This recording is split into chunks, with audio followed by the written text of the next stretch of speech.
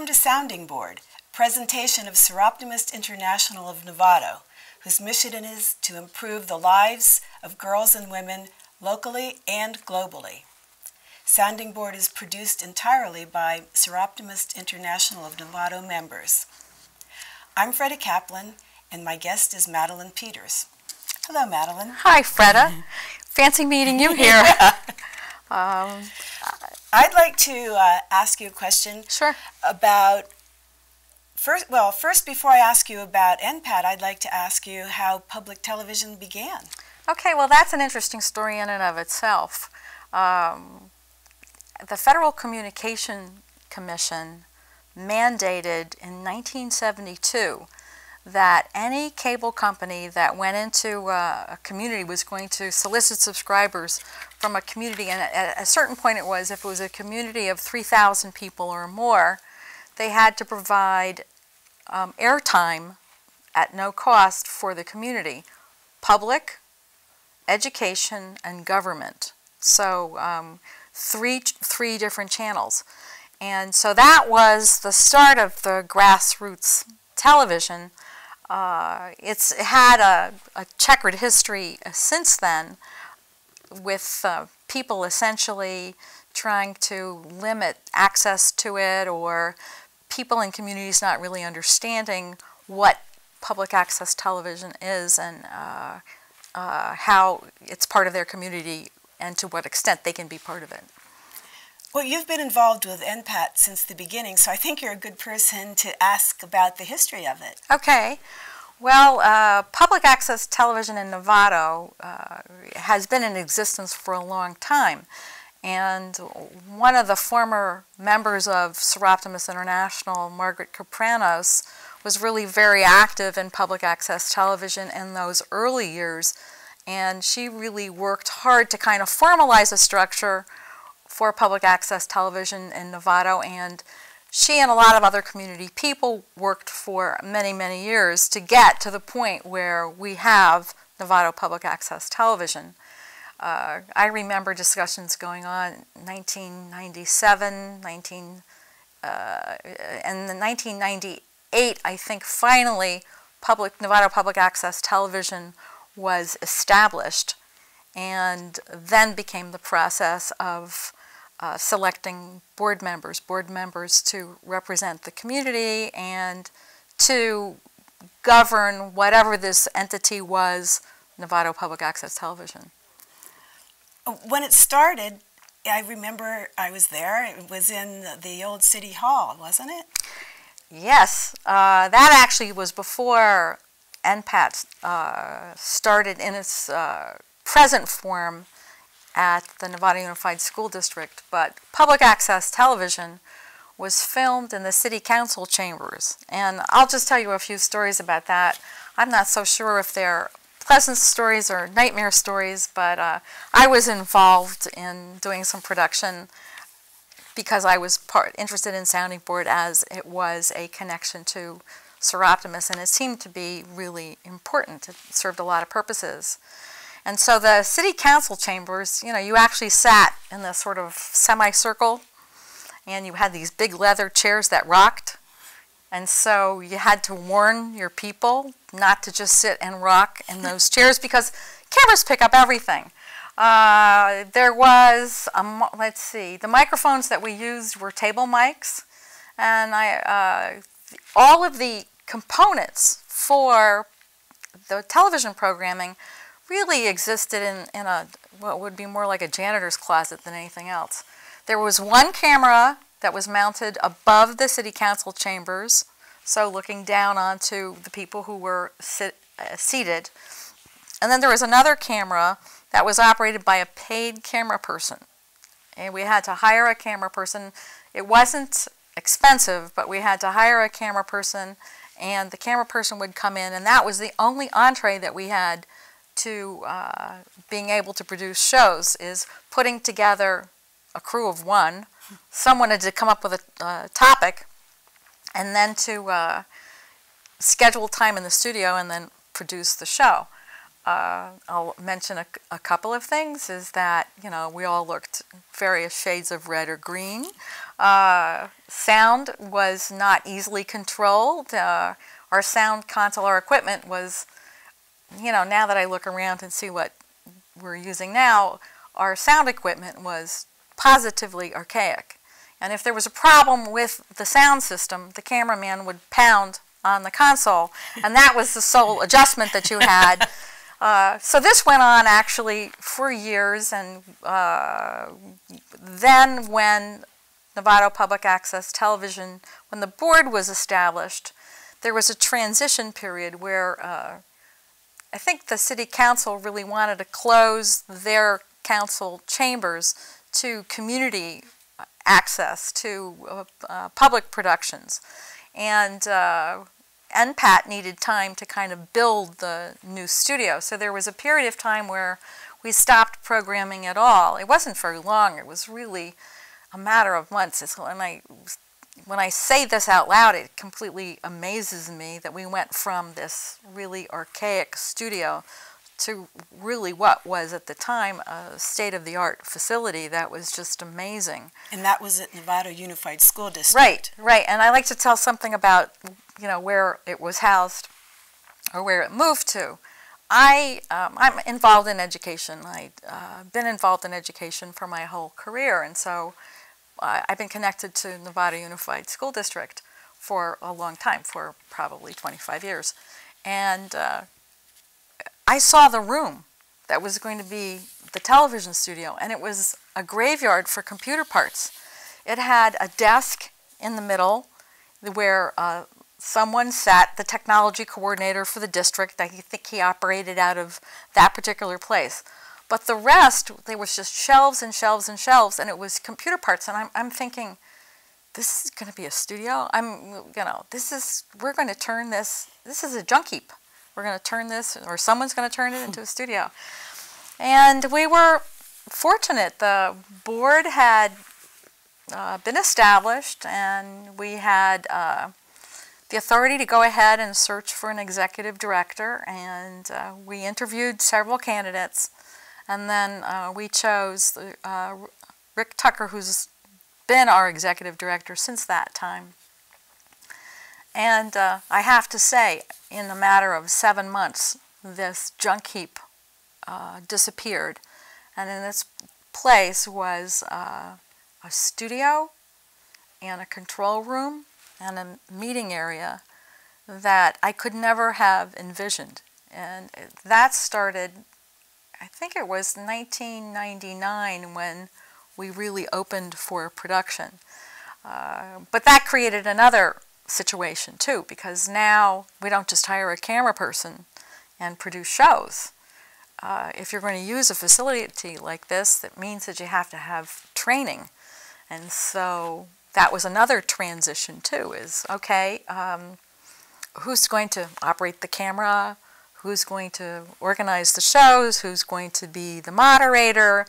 Who's going to be the production coordinator? I mean, all these different roles. And so we all had to have job descriptions, and we all had to have training. And a core of us went through actually several types of training to become familiar with the camera usage. Because now, not only was it putting on a show, but it was also managing all the equipment that went into putting a show together. Wow. And now it's moved again to what was formerly an auto shop at Novato Yeah, High that's School. right. That's right. It's again another transformation. It's sort of interesting in preparing to talk about the history of NPAT. I mean, it seems like a whirlwind of activities, and a lot of them, of course, I understand from being a board member on Novato Public Access Television and being a member of Soroptimist International of Novato, so I understand the history of what's happened in public access television in Novato, but I also understand the transformation that's happened in terms of the studios. This was really hysterical to be a board member when talk came of this state grant, and I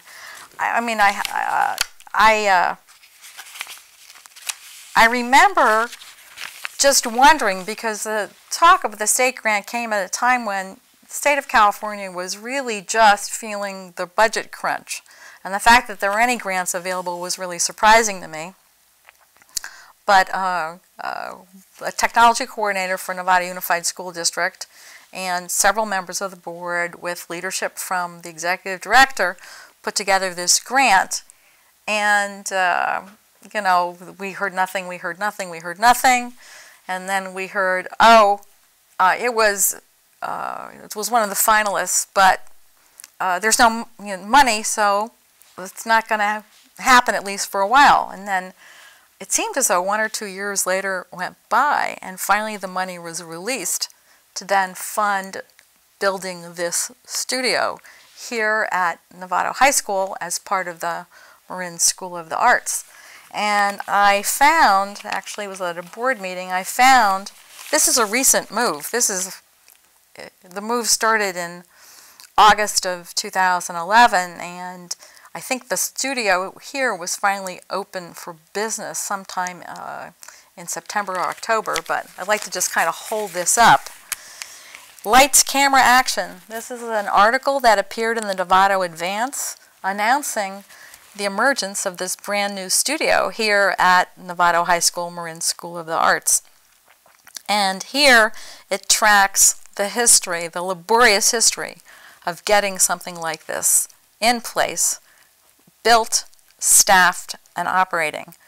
Again, in terms of the time frame, there was a lot of time had passed between the initial grant and the actual funding, but then once the building happened, it was pretty amazing that all of a sudden at an NPAT board meeting we're talking about the possibility of having a new studio at Novato High School with pretty state-of-the-art equipment. Wow. So that's really recent. It just happened basically 6 months ago. And this is quite a cutting-edge studio. This is phenomenal. Yeah. Yeah.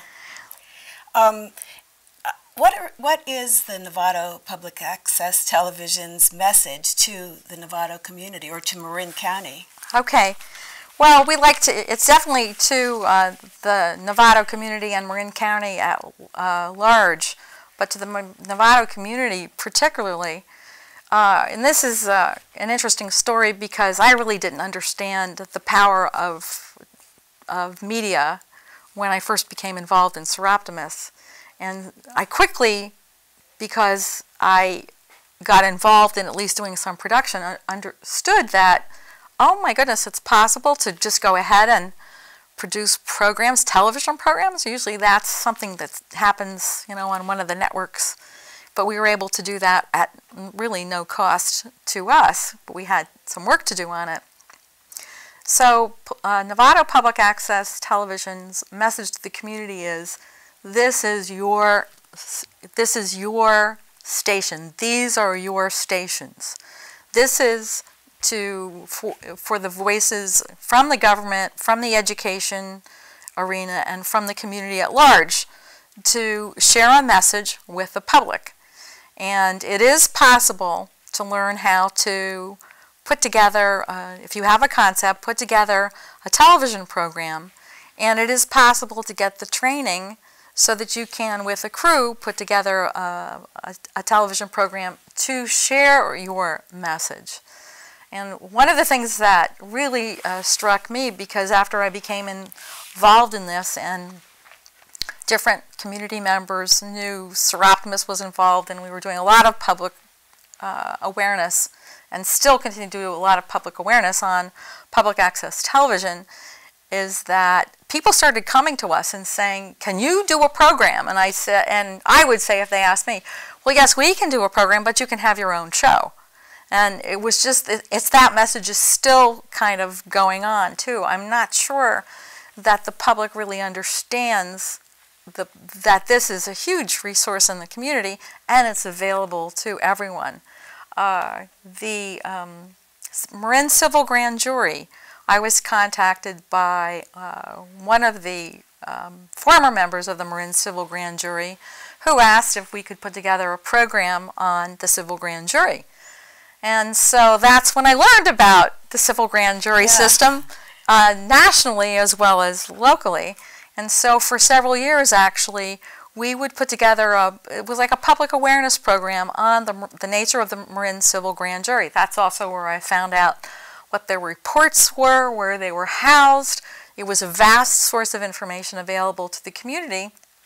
And we were working with different former members of the Civil Grand Jury, and they would come on to a program once a year for about like a 3 or 4 year period, and they used that as a recruiting tool. And then other people started approaching us, by means Soroptimist, to see if we could host a program. And then again, the message was, you know, you can host your own program, you can have your own show as well. So public access television, if you look at the calendar, it's not short on community awareness of the fact that you can actually put together a television program and have it air on one of our local channels.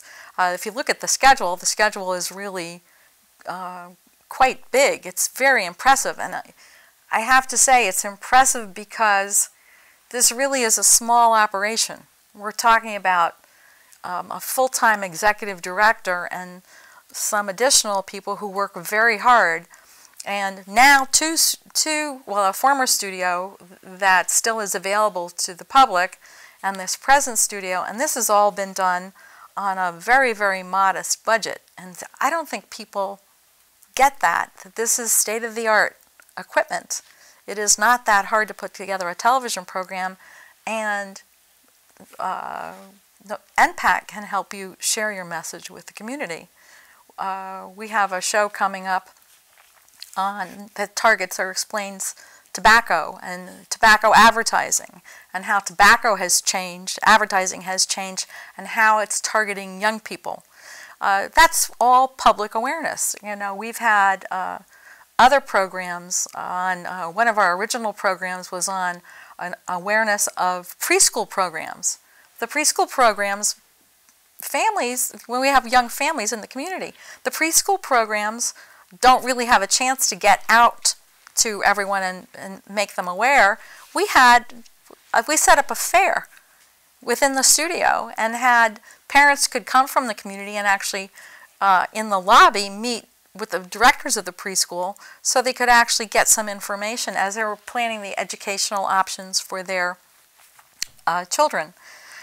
One of the other things that just completely amazes me is just NPAT organizing the different public awareness campaigns for different elections, whether it's the Novato City Council, whether it's the sanitary board, the water use board, whereas it's the College of Marin board, and actually lots of other little things that I wasn't really aware of until I became involved as part of the crew. The same with me. I've learned so much from being on the crew for these things about who I'm electing. Well, I think that's part of the message too. The message to the community is you can use Novato Public Access Television to get information that really you don't just pick up by chance, or it's not going to, information is not going to appear in a local newspaper. So your public access television programming is extremely helpful, and I agree with you. As being a member of the crew, I have learned so much about this community and the vast resources that are available that it just surprises me now. And every time I'm involved in a public access television production and I learn something new, it's like, how many other people don't know this? No one would know this, the message of these local entities, if it weren't for the fact that people can create a television program and air not only to the Novato community, but to the Marin County community at large. I remember one about the water district. It was so informative about saving water and what they can do for individuals. It was important. Yeah. Well, I remember that there were actually several programs that we did with the water district, and it was really interesting. It was like a chance to kind of pay attention to what are some practices. Conserving water is one thing, just being smart about it. reducing water use is another. And I thought I was a really good conserver of water until I found other things that I had not been paying attention to. On the program. On the program, yes. And I also must say I'm an advocate of low flow toilets. I learned an awful lot about that, and methods of conserving water in terms of your plantings in your yard. You know, what kinds of things are drought tolerant and make sense because you don't have to expend use a lot of water to maintain your plant life. One of the other things that happened on a program too was examining the rate structure of the water bill and getting up close and personal with how one's water usage was going to be charged depending on if it fell within certain categories. So again, that was certainly a way to make the public aware of water conservation techniques, water saving techniques, and also very aware of where it hits people when they're paying their bill. What are some other memorable programs that... Well, I have some funny ones. I did a program with high school students, and it was about getting involved in local activities. And so I really wasn't sure how this would go over because I didn't really know the young people who were there. And students were talking, and I can't remember, we had probably about 4 or 5 students, when all of a sudden one student announced that this was really too much for him, and he was joking, but I could tell by the tone of his voice that he was joking. But at that point he slipped under the table and slipped out the studio, and I'm going, I had to make this work because this was, you didn't have a chance to edit or anything like that. This was live, and what you taped was what was airing. You know, it was airing that night as these events were happening. So that was memorable because it was humorous. It also made me a little bit more careful about how I was going to organize programs in the future. A couple of things in terms of memorable programs that the community was involved in. One was, there's the Chinese American International Association that's here in Marin County, and it's part of a network. The Chinese Lion Dance Team, which is really an amazing group of young people, I think from about 10 to about 18 years old. And we decided to do a show on the Chinese Lion Dance Team, and we brought the entire team into the studio. And so they were able to explain what the Lion Dance Team is, how they got involved, and then it was an absolutely gorgeous demonstration of the talents of these young people. So that was really, really memorable. And we did this in a small studio with good equipment, but, you know, limited for the purposes of doing something on that grand scale. You know, a big, yes, yeah, and these lions had to climb on posts and things like that and balance, and they were able to do all of that. It was really, really, really remarkable. One of the other programs is, it comes from, it actually came from the community. One program or a television series called Encuentro Latino, which was Spanish language television in Novato, and it targeted different groups. It targeted adults, it targeted teens, and it targeted young people as well. And again, one of the amazing experience was they had a Cinco de Mayo party in the television studio. They also used the programming to broadcast a need for clothing in one of the communities or to ship off to a community in need.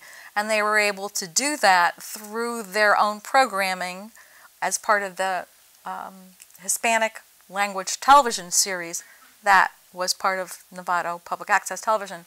Why I think that's really important is that our programming has to represent our community. And that, to me, was a way to encourage diverse programming in a diverse community. One of the other programs we did, which was actually fairly recently, I'll talk about Marin Teen Girls. Marin Teen Girls program. We actually have the little DVD here, and this is the Marin Teen Girls again. Very, very interesting group. These are girls, young girls, and they're actually having a conference. It's in March, and it's organized by girls and for girls. It's under the Marin Women's Commission, and it's to help girls navigate their lives at a critical point in time, which is 8th graders to about juniors and seniors in high school. And this is the second year that Marin Teen Girls is actually having a conference. And it just impressed me that, again, this is going on in our local community. They're having a conference, and they also they feed back. The girls come from all over Marin County to host the conference, to talk with the young girls who are attending the conference, and also to go back to the schools to bring the message of the Marin Teen Girls back to the schools so that girls don't feel they have no place to go to get answers to their questions. It's on drugs and alcohol, it's on sexual awareness, keeping yourself safe, managing your finances, you understanding your financial worth. So that's, again, another message to the community that I find really important. This is community access television for sure. Yes, it is. You've explained that nicely.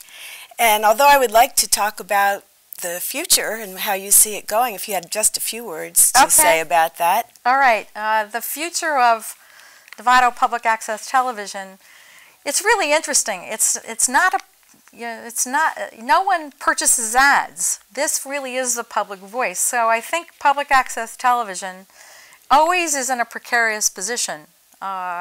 Certainly the community, Novato Public Access Television here, really is well established. It's extremely well governed, extremely financially, the finances are used very, very appropriately for the extent of the services that we have here. Where is it going is more of an outreach into the community, having more and different programs. One of the things that is really easy and very informative is the interview, which is certainly a lot of fun and a simple way to introduce people to programs and to putting together television programs. But it's going to be expanding the awareness of the community to bring more community people in for training. It's looking at job skills and increasing people's opportunities to kind of market themselves in a different way. Well, thank you, Madeline. Thank you for coming to Sounding Board and talking with us. I also want to thank the Soroptimist crew and Rick Tucker and Leon Johnson of Novato Public Access Television. They help us greatly with our production, Sounding Board. Thank you.